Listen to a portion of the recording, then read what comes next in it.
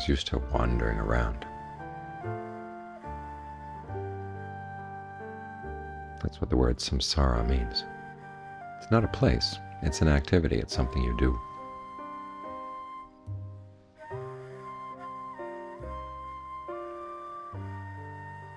And for most of it, it's a matter of going from one desire to another desire, wanting this, and then either you get it, and then you say, okay, enough of that, let's move on to something else. Or if you realize you won't get it, then you move on to something else. The mind's on a constant move.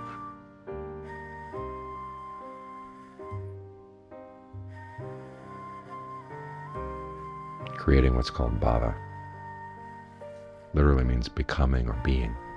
It's better, I think, to translate it as becoming, because the process is dynamic.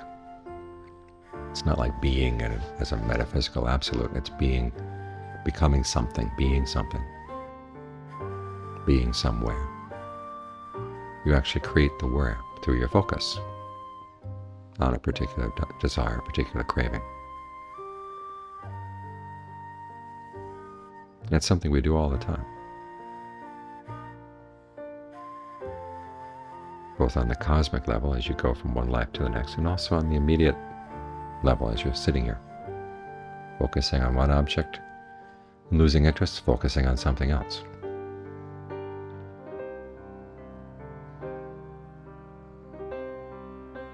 And in the focus, you create a world, or you create a very particular experience of the world. There's an allegory that the Buddha tells at one point in the canon of how the cosmos goes through many cycles of expansion and contraction. When it contracts, the beings either go to the very highest heavens, which are not destroyed, or to the very lowest hells, which are not destroyed. And then as the cosmos begins to expand again, and some of the beings in the highest level start coming down, they're born in this world, which at the time is not like the world we know it at the moment, at present. The beings themselves are self-luminous. They glow. They travel through space. And the world itself is nothing but water. Think about the story of Genesis with God brooding over the waters. But in this case, instead of brooding or creating a world, the way God did, they create their own worlds. This film begins to appear on the water. And according to that description, it has the color of really good ghee or really good butter, and the taste of pure wild honey. And one of the beings, simply out of curiosity or just wantonness, wants to check it out. So he takes his finger and he tastes it. And it's so good he immediately sets on it and starts gobbling it down.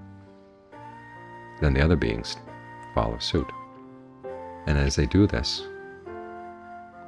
this is where the craving becomes focused on what they call savory earth, which is this film. And as they gobble the stuff down, they start losing their self-luminosity. They no longer glow. And as soon as they stop glowing, then the moon, the moon and the sun appear. Days and nights appear, seasons, the passage of years. It gets closer and closer to the world as we know it. You can take the story as an allegory. This is what happens when you focus your craving on something. You change, and the world around you changes. You see this clearly with addictions. If you get addicted to a particular drug, all of a sudden everything in the world relates to that drug. As I say, when an alcoholic goes into a house, he pretty quickly scouts out where the alcohol is. Other people walk in the same house and they would never know, because their craving is focused on something else.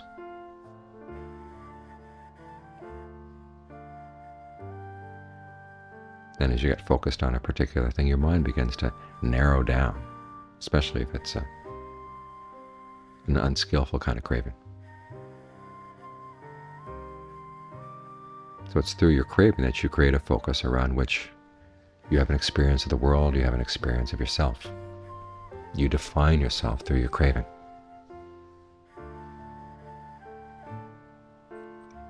That's bhava.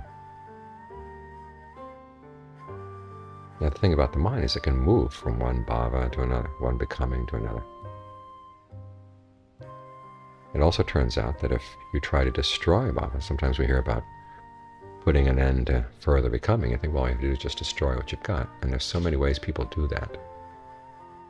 Either really self-destructive behavior or on subtle levels in the meditation, saying, just don't want to, I'll have no desires, I'll have no wants at all, I'll just accept whatever comes. What happens is they start creating a new self around the one who's just trying to be there still, be there equanimous. And the problem with that kind of self, or that kind of bhava, is that it's underground. You don't see it. Which is why the Buddha says that through the desire for no becoming is also a cause for further becoming. So he recommends another way out, which to create a skillful kind of becoming where the process of becoming is transparent. You can see it and how it happens. And that's what we're doing as we meditate, as we develop a state of concentration in the mind. You've got that one focus on the breath. And in the beginning, you have to have craving. There has to be the craving to do the practice properly. And for the craving to get activated here, you have to make it interesting. This is one of the reasons why we work with the breath energy. When you start getting in touch with the way the energy moves around your body, in relation to the way you breathe, in the relation to your reaction to events around you, it can get really fascinating.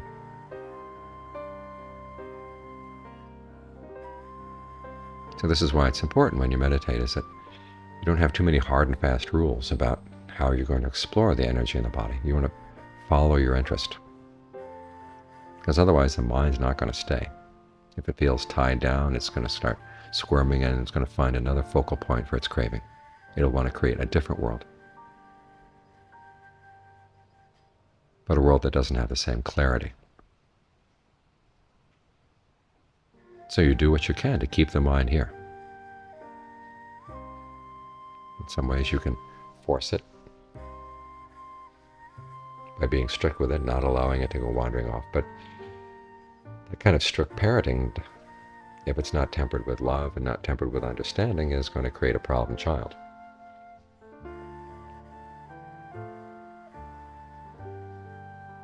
So you want to be more understanding. Understand what your mind is interested in right now, what's alluring right now, what aspect of the energy in your body is interesting. Or if you have trouble focusing with the breath, what other themes do you need to think about right now that'll help you get more settled down?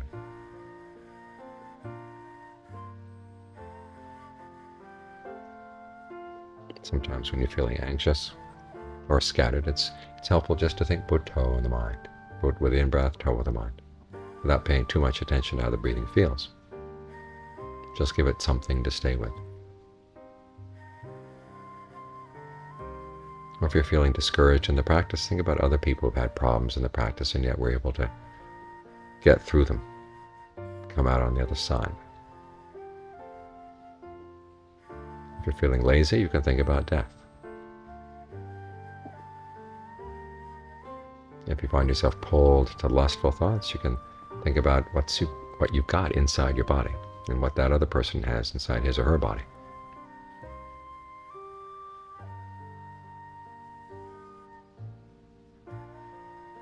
In other words, there are no hard and fast rules for what you should be focusing on right now. Or even if you're focused on the breath, there's no hard and fast rules about where you should focus.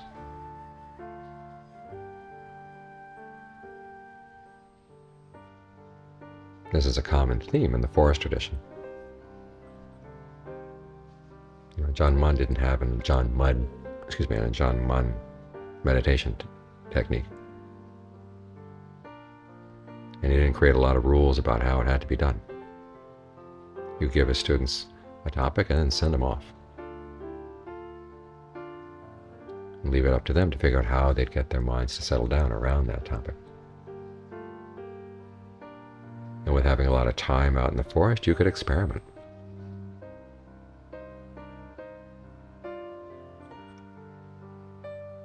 Find out what you found engaging, what helped you settle down. Whether it was simply the desire to get the mind to have some rest and have some peace. Or you have to convince it of the need to settle down by thinking about all the dismaying aspects of being in this process of samsara.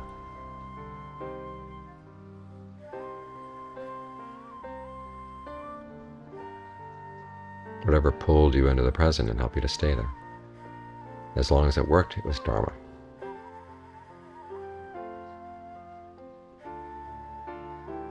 So this is what you should bring to the present moment. Some people say, well, you practice concentration, try not to have craving, try not to be attached. You've got to have craving, you've got to be attached if you're going to have that focal point where the mind's going to stay and be willing to stay and be happy to stay. You get pleasure out of staying.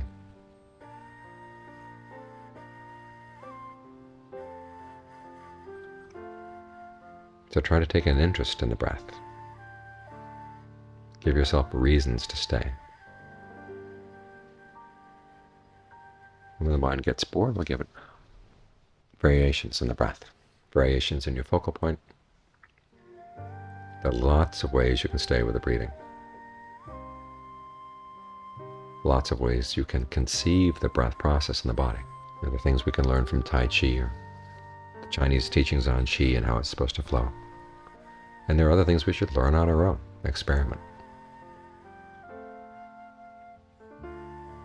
Whatever you find congenial, whatever you find satisfying.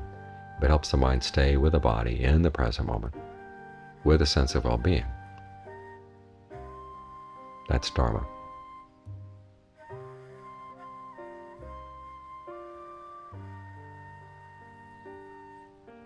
And the more you bring your own ingenuity to the practice, the more it becomes your practice, not some foreign thing that's imposed on the mind. But a way of getting in touch with what's going on in the mind and learning how to nudge it over in skillful directions.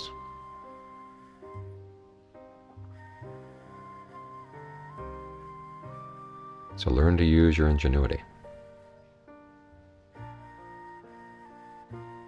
And use your powers of observation to see what works. Those were probably John Fung's two most common instructions. Be observant, use your ingenuity.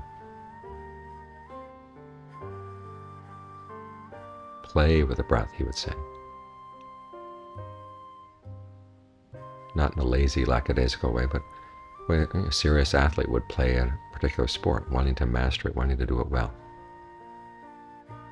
Up for the challenges that are presented by trying to learn from what's going on in the body right now, learn from what's going on in the mind right now. This way you create a skillful form of bhava, where the process of becoming becomes transparent. And that's what lays the foundation for you to really see and to cut through the process so you can get to something beyond.